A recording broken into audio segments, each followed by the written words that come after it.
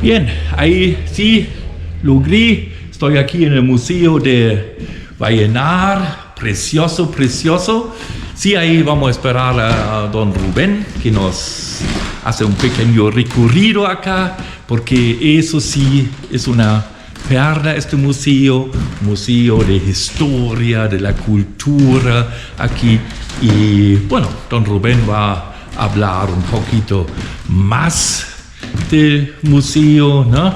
Y creo para todos los visitantes aquí de Vallenar deben entrar y excelente, excelente.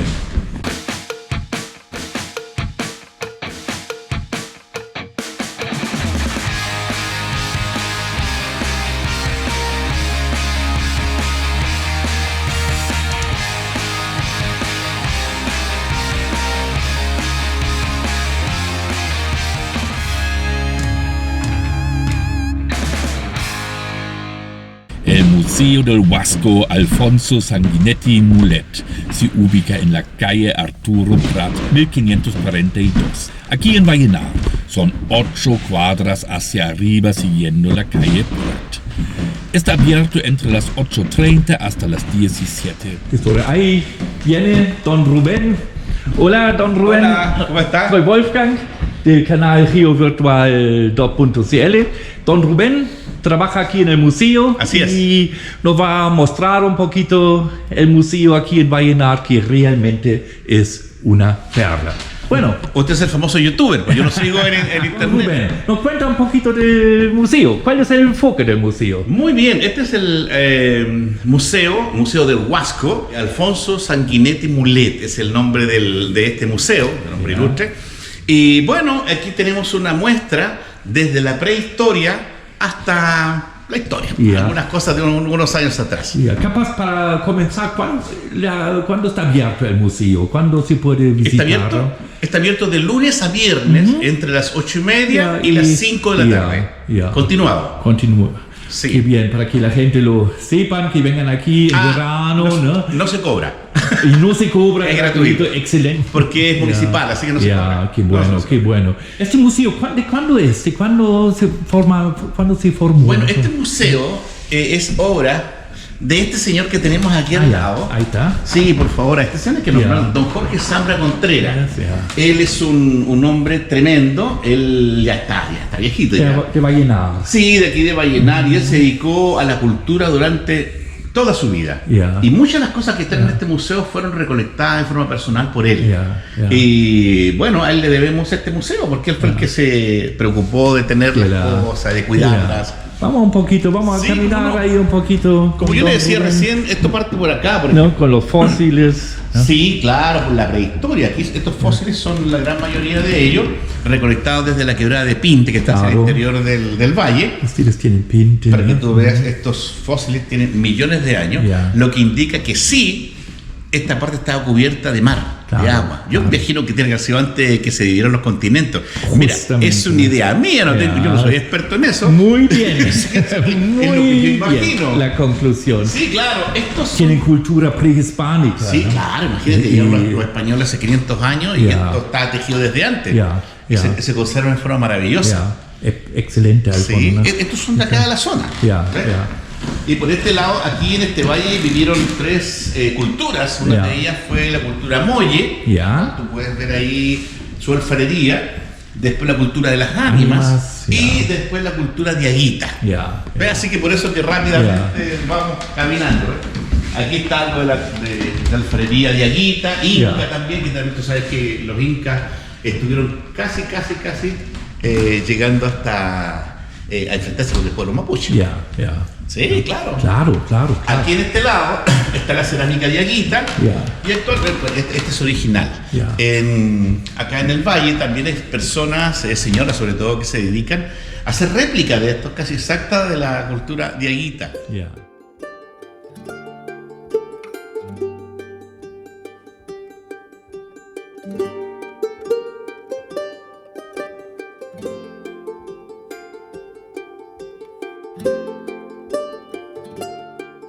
lado también acá tenemos algo de la cultura changa. Yeah. Los changos, tú sabes que vivieron en la costa. Yeah. Y este señor, don Roberto Álvarez, que falleció hace poco tiempo, hizo esta réplica de una balsa changa con cuero de lobo. Qué bueno. Maravilloso. Así que vínculos que usaban los changos también. Por acá por este otro lado, tú sabes que cuando había un indígena, ellos le echaban algunos artículos para que pudiesen usarlos en la otra vida. Para que cazaran, pescaran, comieran, bebieran. Todavía. Sí. Y aquí ya llegamos a la conquista. Con don Diego de Almagro y todas sus compañías. Imagínate que Pedro de Valdivia y su ejército entraron aquí por el 1540 y algo. Se cree que pudieron haber entrado por el valle de Copiapó. Claro, arriba, ¿no? Sí, del Román Plaza. Ese es un punto importante. Los ejes infraestructurales de cada época eran diferentes. Es razonable que entre los siglos XVII y siglo XIX, cuando el caballo era el principal medio de transporte, los caminos se orientaban fundamentalmente según la disponibilidad de agua y alimento. Por ello, hasta comienzos del siglo XX se prefirieron rutas más largas, pero con abastecimiento de agua asegurado. Este mismo criterio se observa, por ejemplo, en las rutas elegidas por Charles Darwin y otros exploradores del siglo XIX. Incluso los primeros trazados ferroviarios optaron por recorridos estrechamente vinculados a la disponibilidad de agua, indispensable para el funcionamiento de las locomotoras a vapor.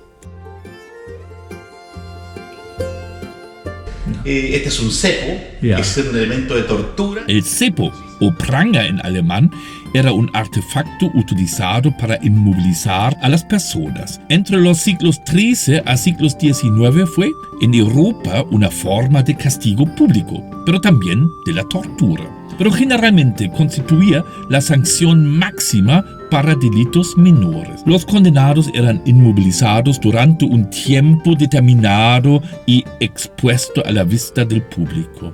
El castigo consistía principalmente en la vergüenza pública que debía soportar el condenado, lo que en muchos casos le impedía llevar una vida normal dentro de la comunidad o al menos la dificultaba considerablemente.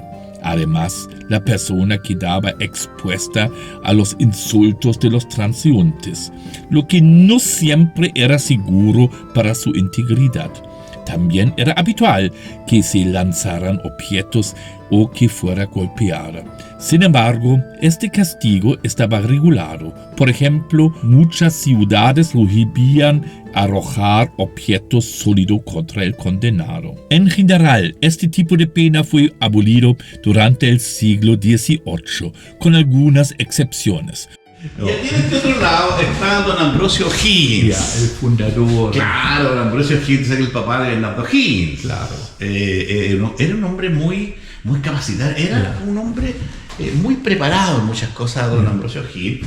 Y él, ¿por qué lo tenemos acá, en ese tremendo cuadro? Porque esta es la carta, el documento donde permite la fundación de Vallenar.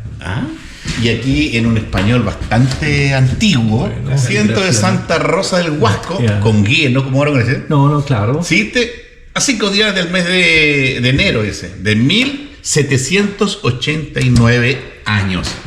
Ese fue el día de la fundación. Acá nosotros tenemos dos fechas que celebramos en Vallenar. Una la fecha de la fundación, que es en enero, que ya viene en enero, y la otra que es el título de ciudad, que también lo celebramos. Minerales. Algunas muestras. Claro, igual tienen una historia. Fichas.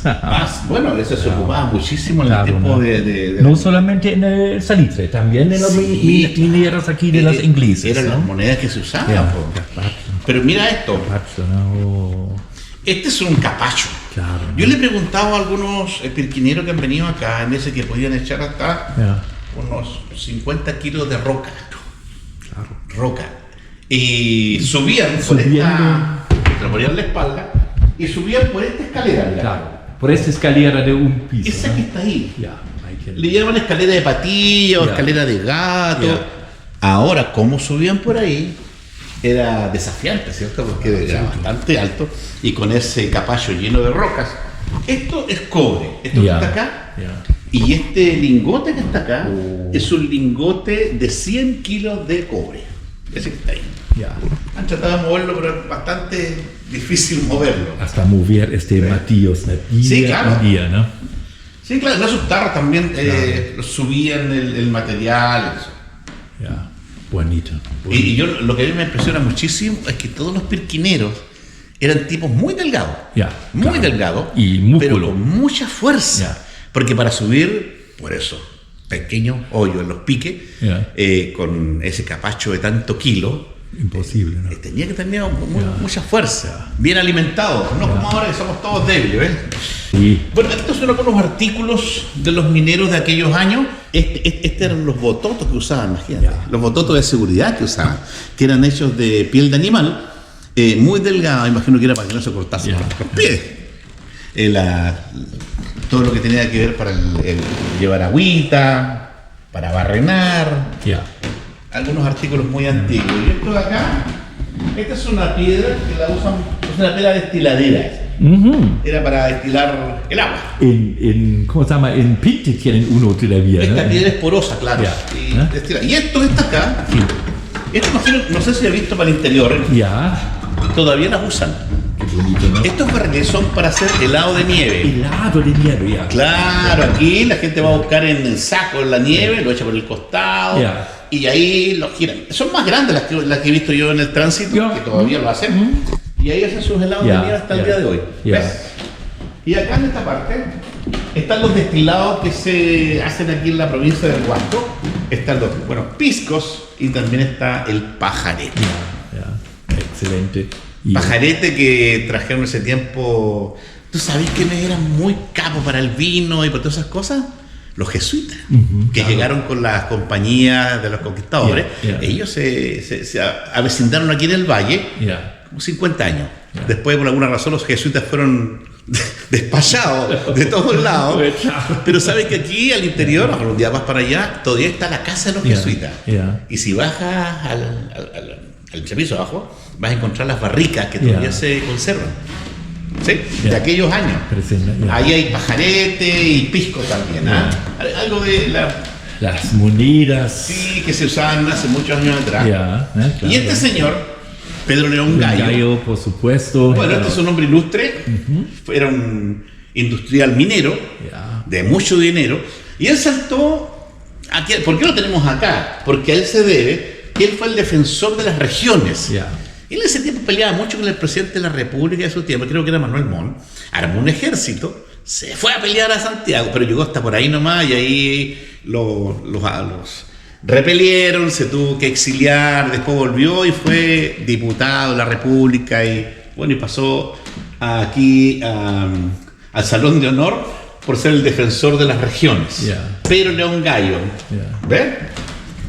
Y en esta parte, acá nosotros tenemos héroes de la Guerra del Pacífico, aquí en Vallenar. Uno de los vallenareros fue Roberto Roch, y este Roberto Roch son estos artículos que tú ves acá que son auténticos.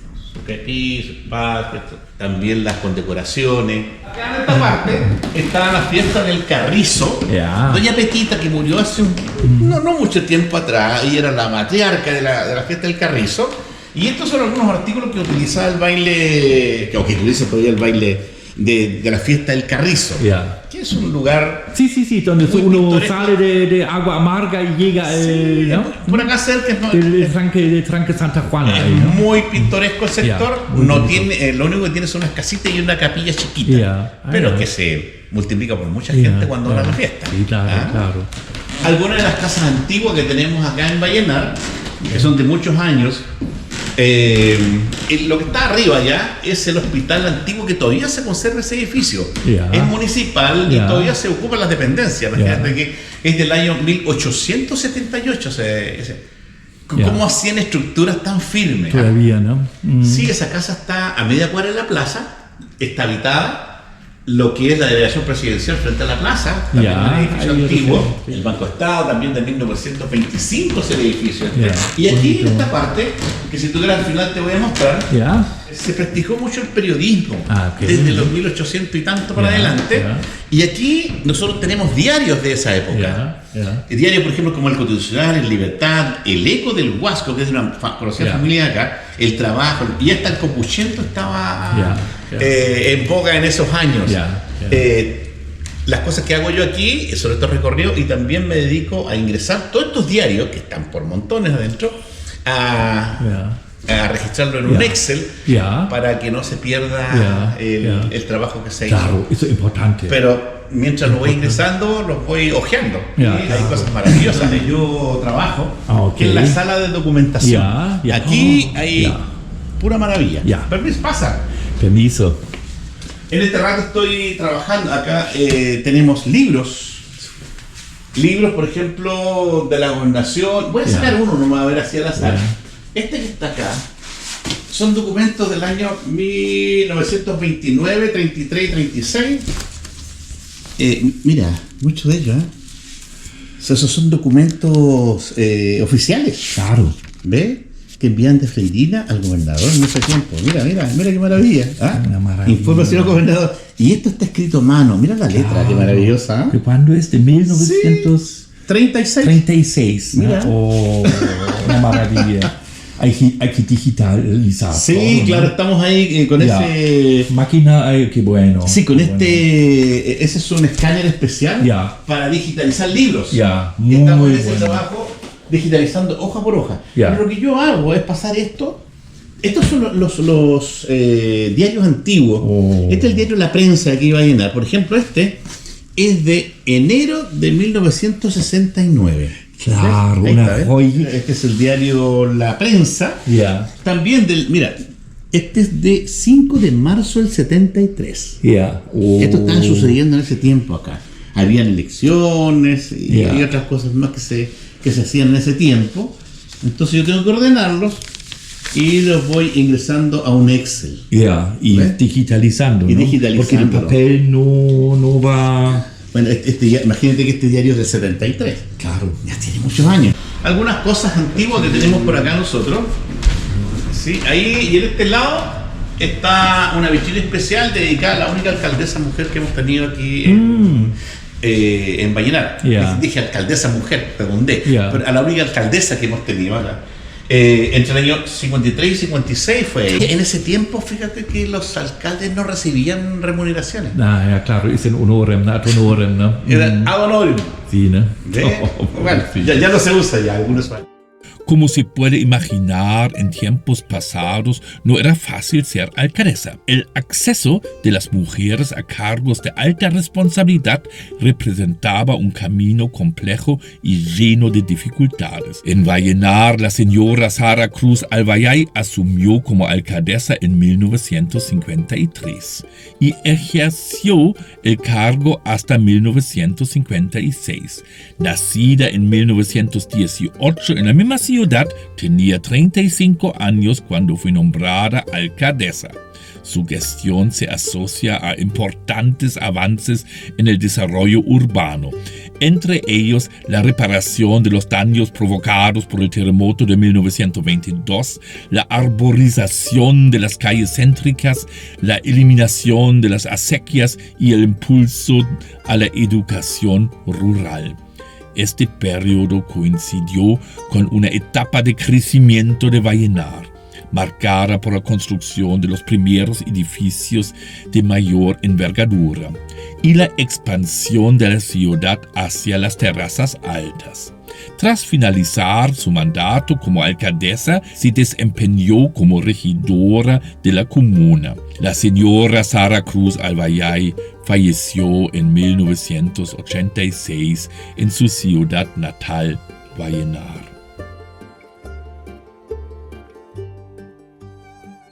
Bien, muchas gracias. Damos todas las gracias a don Rubén. Excelente museo, excelente guía, yo creo todos deben visitar este museo en Vallenar. Vamos a poner la dirección abajo, ¿no? Y sí, porque claro. es realmente una perla, tiene importancia en la historia aquí de Atacama. Muchas gracias, Rubén. La gracia a ti por venir, gracias por considerarnos. Y vengan cuando quieran, que este lugar es gratuito. Atendemos de las 8 de la mañana hasta las 5 de la tarde, de lunes a viernes. Ok, muchas gracias.